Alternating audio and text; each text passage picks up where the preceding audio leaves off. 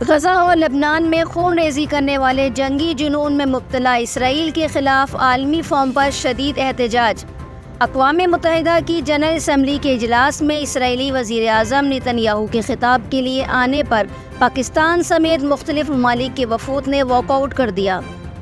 غزہ میں نسل کشی، لبنان میں قتل و غارت گری، سفاک اسرائیل کی جارحیت پر دنیا بھر میں شدید غم و غصہ۔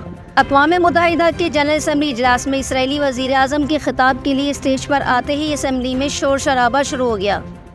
فلسطین کے حق میں اور اسرائیلی مخالف نعرے بلند، اسرائیلی بربریت کے خلاف پاکستان کا عالمی فورم پر احتجاج۔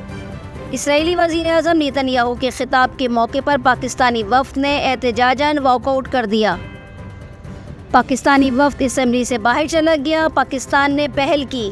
مسلم ممالک سمیت دیگر ملکوں نے بھی احتجاجاً نیتن یاہو کی تقریر کا بائیکاٹ کر دیا۔ اسرائیلی وزیر اعظم کے اسٹیج پر آتے ہی درجنوں سفارتکار جنرل اسمبلی ہال سے باہر نکل گئے۔